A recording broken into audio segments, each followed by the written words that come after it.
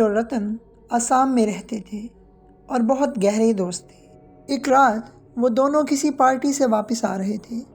रात बहुत ज़्यादा हो चुकी थी और अब उनको घर पहुंचने में बहुत देर हो जाएगी, क्योंकि दोनों ने पार्टी में बहुत खूब शराब पी ली थी और इस वजह से राज गाड़ी धीरे धीरे चला रहा था।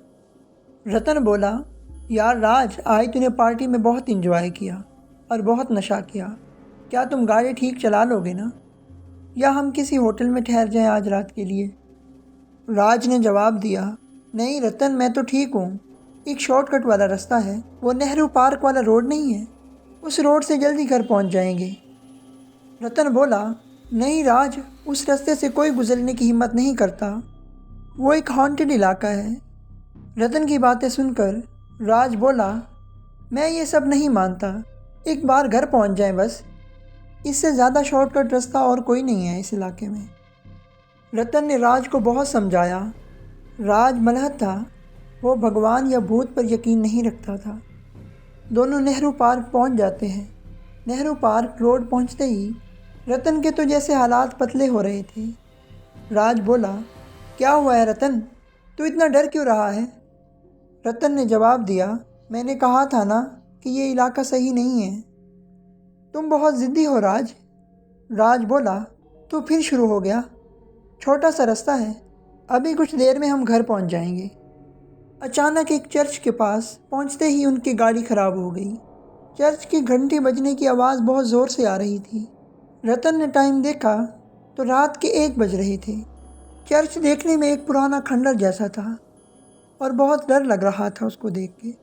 रतन बोला, यार रात के 1 बजे भी चर्च खुला है, अगर हमने शराब नहीं पी होती तो हम चर्च के अंदर चले जाते। राज बोला, ये भगवान ईश्वर सब तुम इंसानों के भरम हैं। एक तो दूर दूर तक कोई मैकेनिक नज़र नहीं आ रहा, शायद कोई लिफ्ट मिल जाए तो सही होगा। गाड़ी के पास इंतज़ार करते हैं हम लोग। इतने में रतन को चर्च के बाहर एक बूढ़ा आदमी नज़र आया। रतन बोला, यार राज, वो देख, चर्च के बाहर कोई बैठा हुआ है, चल ना देखें, शायद वही हमारी कुछ मदद कर दे। राज बोला, मुझे तो वहाँ कोई नहीं दिख रहा, लगता है तुझे बहुत नशा हो गया है। रतन बोला, नहीं राज, ध्यान से देख, वहाँ तुझे एक बूढ़ा आदमी नज़र आएगा। राज ने फिर देखा तो भी वहाँ कोई नहीं था। रतन उस बूढ़े आदमी के पास गया तो उसने देखा कि एक पादरी बाइबल पढ़ रहा था। रतन हैरान हुआ कि रात के 1 बजे इतनी तबाह हाल जगह पर ये पादरी बाइबल क्यों पढ़ रहा है। रतन बोला, बाबा जी, आप यहाँ अकेले क्यों बैठे हैं और इतनी रात को बड़े चर्च के घंटी बज रही है, इस चर्च की ये हालत है, क्या आपको डर नहीं लगता? पादरी को रतन पर बहुत गुस्सा आता है और वह वहाँ से चला जाता है। रतन का चर्च को अंदर से देखने का दिल करता है और मोबाइल की टॉर्च ऑन करके अकेले ही अंदर चला गया।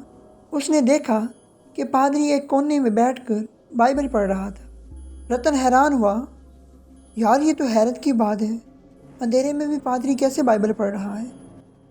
रतन की वजह से पादरी को बाइबल पढ़ने में बहुत परेशानी हो रही थी। वो चर्च की छत पर चला गया। रतन भी अपने मोबाइल की लाइट से पूरा चर्च अंदर से देख रहा था और फिर देखते देखते वो छत पर भी पहुंच गया। रतन उस बड़ी घंटी के पास पहुंच गया और उसे बचाने की कोशिश करने लगा। तभी उसे ठोकर लगती है और वो एक रस्सी पे जा गिरा। वो रस्सी अपने आप ही रतन के गले पर बंध गई। पास खड़े पादरी से रतन मदद मांग रहा था और पादरी उसे गुस्से से घूर रहा था। रतन चीखता है, बचाओ बचाओ, राज मुझे बचाओ। इतने में पादरी रतन को ज़ोर से धक्का देता है और रतन को फांसी लग जाती है। घंटी पे लटकने से रतन दम तोड़ देता है। वहाँ राज भी रतन को ढूंढ रहा था। चर्च की चारों तरफ ढूंढने के बावजूद रतन नहीं मिला। रतन का फ़ोन भी बंद जा रहा था। चर्च की छत की घंटी ज़ोर से बजने लगी और तभी राज का ध्यान चर्च की छत पर गया तो अपने दोस्त रतन की लाश उसे घंटे पर लटकी हुई मिली। रतन की पुरस्कार मौत देखकर राज के पैरों तले ज़मीन निकल गई और वह खुद को रतन की मौत का जिम्मेदार समझने लगा। राज ने देखा कि रतन की लाश के पास बाइबल पढ़ने की आवाज़ आ रही थी। उसी दौरान राज को रतन का फ़ोन आया। राज बोला, रतन, तुम्हारी कार, ये सब क्या है? राज मुझे बचा लो, राज मुझे बचा लो। राज को कुछ समझ नहीं आ रहा था। ऊपर रतन की लाश और अब इसकी कॉल, साथ में उसकी लाश के पास बाइबल पढ़ने की आवाज़। राज चर्च की छत पे जाने लगा और इतने में एक ट्रक के गुजरने की आवाज़ आई। राज ने उस ट्रक को रोका। राज बोला, सुनो भाई, मेरी मदद करो, मेरे दोस्त की लाश चर्च के ऊपर लटकी हुई है। ट्रक ड्राइवर ने जवाब दिया, अरे जनाब, आप यहाँ कैसे पहुँच गए? चलो यहाँ से चलते हैं, यहाँ बहुत ख़तरा है। राज बोला, क्या बकवास कर रहे हो तुम? इंसानियत के नाते ही मदद कर दो मेरी। ट्रक ड्राइवर ने जवाब दिया, अगर मैं आपकी मदद करूं तो कोई हमारी मदद को नहीं आएगा। मैं अब भी कह रहा हूं, मेरे साथ चलो। राज हार कर उस ट्रक में बैठ जाता है। ट्रक ड्राइवर देखने में 50 साल का लगता है और गांव का रहने वाला लग रहा था। राज के दिल में रतन की मौत का मंजर घूम रहा था। अब राज पूरी तरह से डरा हुआ था। ट्रक ड्राइवर ने पूछा, साहब, आप यहाँ कैसे आए? क्या आपको इस जगह के बारे में कुछ पता भी है? आपके दोस्त की मौत कैसे हुई? राज ने पूरा किस्सा बताया तो ट्रक ड्राइवर ने उस चर्च का राज बता दिया। ट्रक ड्राइवर बोला, जब हिंदुस्तान में अंग्रेज़ों की हुकूमत थी तो आज़ादी की जंग में बहुत से इनकलाबी शहीद हुए और बहुत से बेगुनाह हिंदुस्तानी लोग अंग्रेज़ों के ग़ुलाम बनने पर मजबूर हो गए। उस पर चर्च के मशहूर बरतानवी पादरी विल्सन ने उसके ख़िलाफ़ बात की। चूँकि अंग्रेज़ों की आमरीत हमेशा हिंदुस्तानी अवाम के हक़ में थी और रही। ये देखकर बरतानवी हुकूमत को पादरी विल्सन पर शक हुआ कि वो हिंदुस्तानी अवाम की मदद कर रहा है। उससे बहुत नाराज़ होकर एक दिन बरतानवी हुकूमत के एक एहलकार ने पादरी विल्सन के गले में रस्सी बांधकर उसे चर्च की छत पर लटकी हुई बड़ी घंटी पर लटका दिया। पादरी विल्सन ने बरतानवी हुकूमत को उसके ज़वाल पर लानत भेजी। पादरी विल्सन अज़ियत में मर गया और वो चर्च तबाह हो गया। बरतानवी हुकूमत ने उसे खाली कर दिया। तब से लेकर आज तक पादरी विल्सन की रूह इसी गिरजा घर में घूम रही है और हर रोज़ आधी रात को बड़े चर्च की घंटी बजने की आवाज़ सुनाई देती है और किसी को उस चर्च से गुजरने की हिम्मत नहीं होती। राज बोला, लेकिन मेरे दोस्त की मौत, उसका क्या? और तुम्हें कैसे पता ये सब? ट्रक ड्राइवर ने जवाब दिया, हम गांव के लोग बचपन से इन्हीं कहानियों को सुनकर बड़े हुए हैं। आप जैसे शहर वाले नहीं समझते।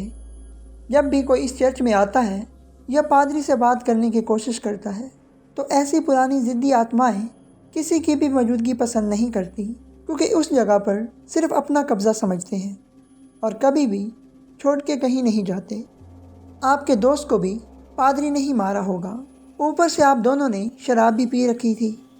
उसकी वजह से पादरी और भी गुस्से में आ गया और रतन को मार डाला।